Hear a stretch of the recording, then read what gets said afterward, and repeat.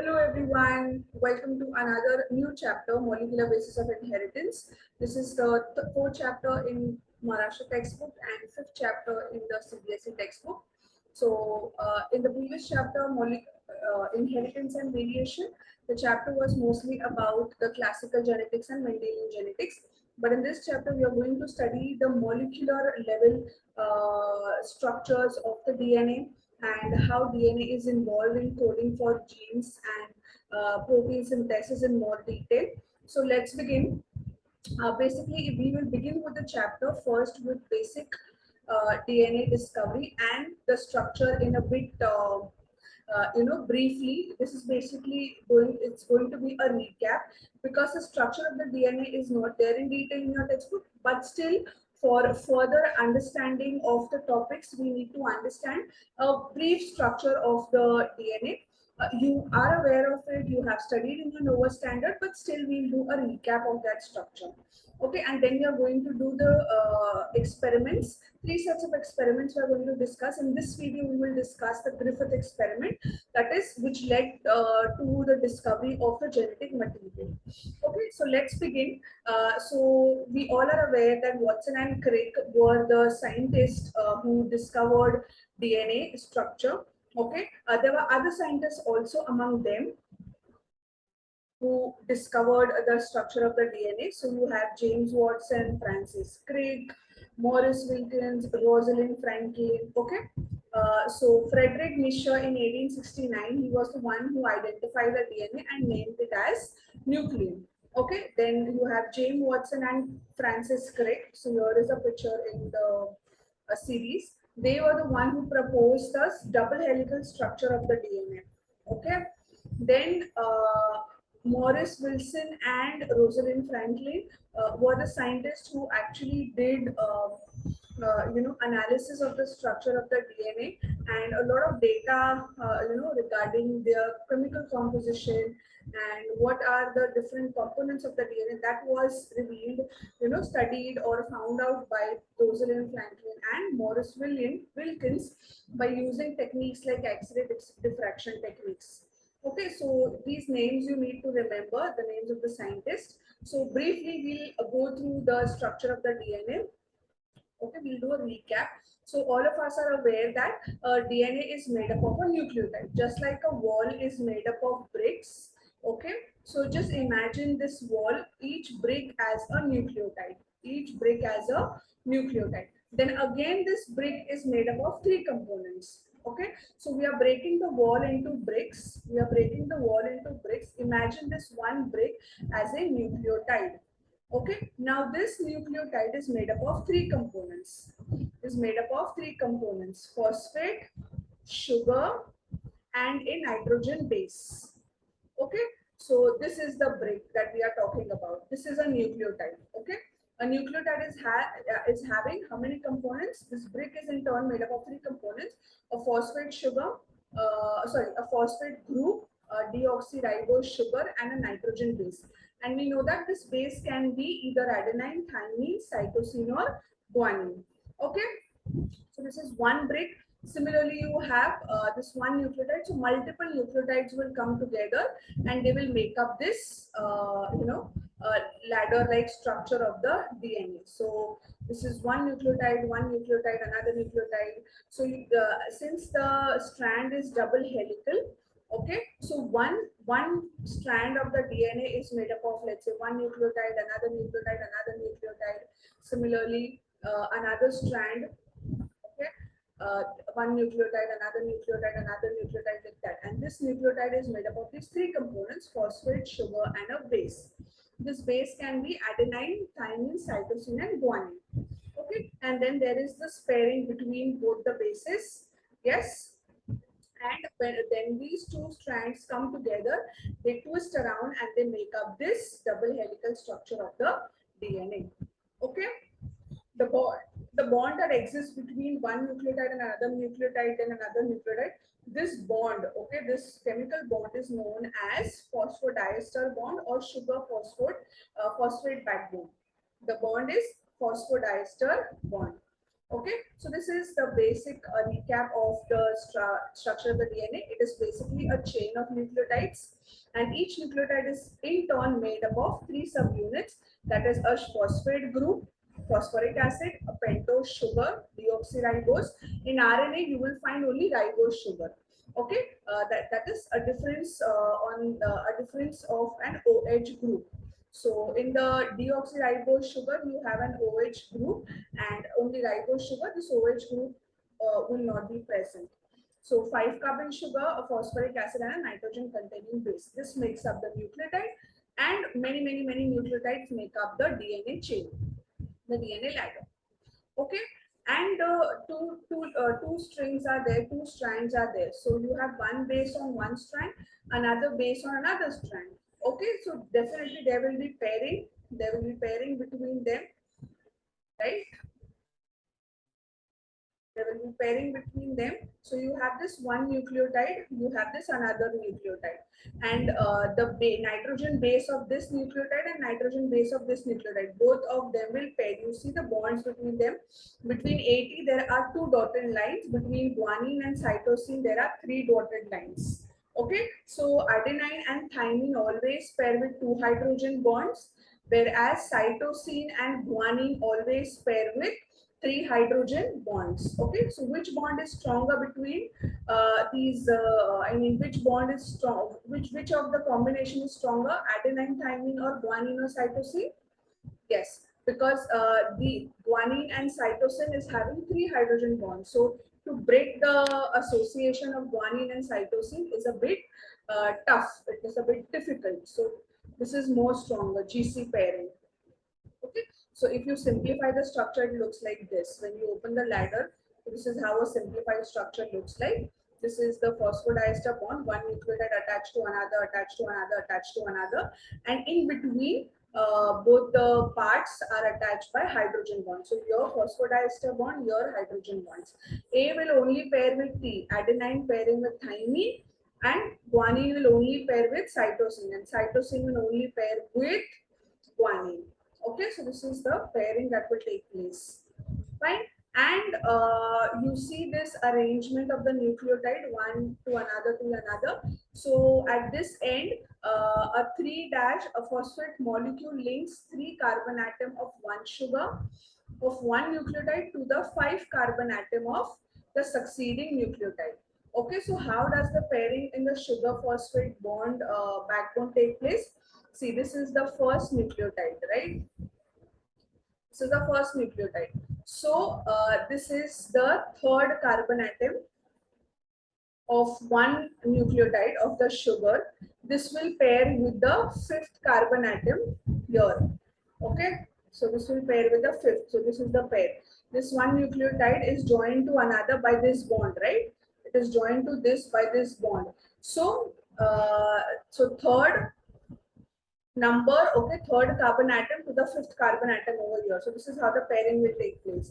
So the first molecule, 5th carbon atom remains free, and the last one's third remains free.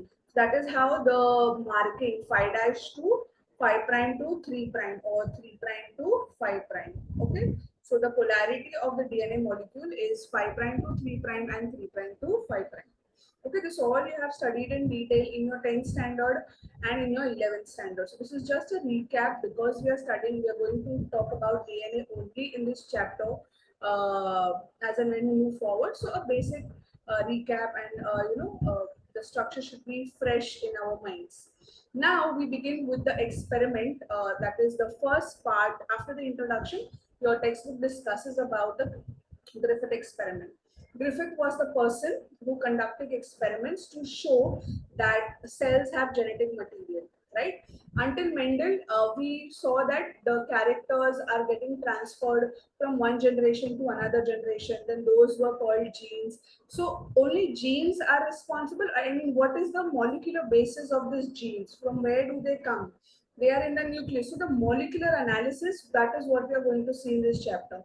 So Griffith was the first scientist who did experiment to show that there is some genetic material, okay, which transfers, characters. So he carried out experiment using two bacteria of pneumococcus, two types, you can say two types or two strains. Okay, he used two types or two strains of bacteria of pneumococcus. So these two types, out of that, one was pathogenic and one was not pathogenic. What do we mean by pathogenic and non-pathogenic? Pathogenic, or another word is virulent, means it causes pneumonia. Okay, it causes pneumonia. Non-virulent means it does not causes pneumonia. It does not causes pneumonia. Okay, so both are belonging to the family of pneumococcus, but this bacteria causes pneumonia if it infects any organism, and this bacteria does not causes pneumonia if it infects any organism. So what did Griffith did? Griffith took two types of bacteria, as we said, the disease-causing one and the one which does not causes disease. Another designation for it was the disease-causing one is also known as smooth type of bacteria, and the non-disease-causing one is the rough type of bacteria. Okay, so smooth and rough type of bacteria. So this is causing the pneumonia if it is infected in any organism. This will not cause pneumonia if it is infected in any organism. Both are belonging to the same type, same family of bacteria, that is pneumococcus. Okay. So also called as I told you, virulent, that is the pathogenic one, also called similar, it causes pneumonia, and it has a covering on it, which is a mucus covering, slimy covering made up of polysaccharide. And the one which is non-virulent, does not causes pneumonia, is also known as rough strain. It does not causes pneumonia, and it does not has any slimy or sticky coating on it. Okay, so what did Griffith did? The sample he chose was mice. On mice, he conducted experiments. Okay, so he took now combinations, different combinations of this virulent and non-virulent, that is smooth type and rough type of bacteria. In the first step, okay, in the first step, focus on this only.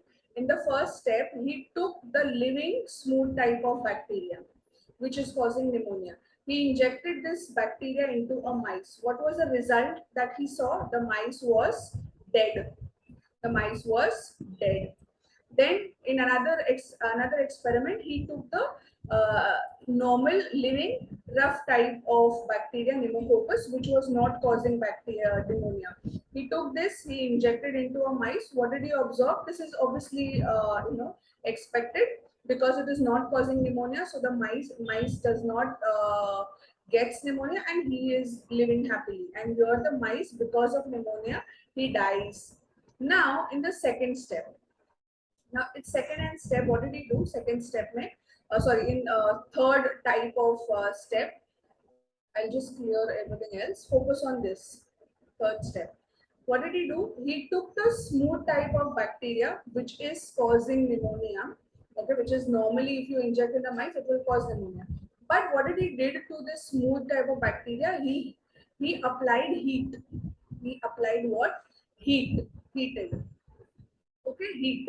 And he heat killed this smooth type of bacteria, and then he injected into the mouse. Now this is also more or less expected, that the smooth, which was normally causing pneumonia in the mice, and the mouse died out of pneumonia.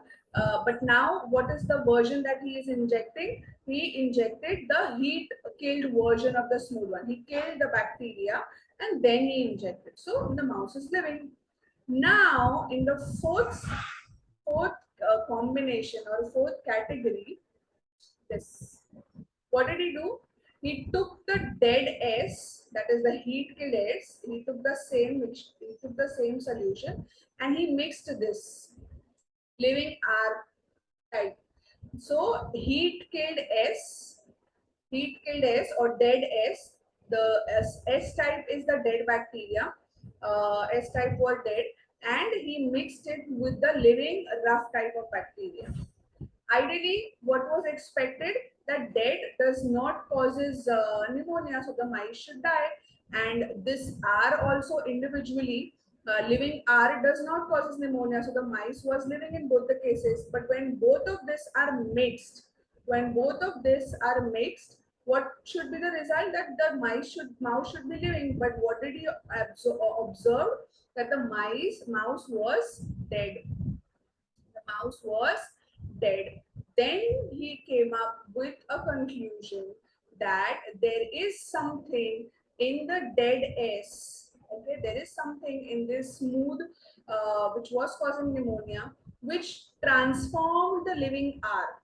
Okay, which transformed. There is something in this dead, smooth type of the pneumococcus bacteria which caused this R to convert into smooth, and hence it resulted into the death of the mice. Okay, so he came up with the principle of transformation, transform, badalna. Okay, so a chemical substance from one cell is genetically transforming another cell. Okay, so this was the conclusion that was put forth by Griffith experiment. He gave this principle as transforming principle. Something from this one cell, from this dead cell, transformed the R, which caused it to, cause pneumonia in the mice, and which resulted into the death of the mice. Okay, we'll do a recap. Rough strain, mice survives. Smooth strain, mice dies. Heat kills smooth, mice survives. Okay, when you mix heat killed and the rough R type, mice dies. So bacterial cells can be transformed, and non-virulent this pneumonia, Streptococcus pneumoniae, could take up an unknown substance from a virulent strain and become virulent. So he concluded that this no living rough strain, this type of bacteria took some material, some substances. It could be DNA, RNA, protein. Now we know it is DNA, but earlier it was not known. So something from this heat killed S strain, it was picked up by this living rough type, and which caused the death of the mice. So this principle was known as transformation by Griffith. Okay, so this is all about Griffith experiment. So in the next video, we are going to see about Avery, McLeod and McCarthy experiment, that what was that material, what was that substance, okay, whether it was protein, whether it was DNA or RNA, that transformed the bacteria from the living R to the living smooth. And also we will see Hershey and Chase experiment, which will give us solid proof that dash. Okay, now we know it is DNA, but earlier it was not known that DNA is the genetic material. So thank you. Bye bye. Take care. See you in the next video.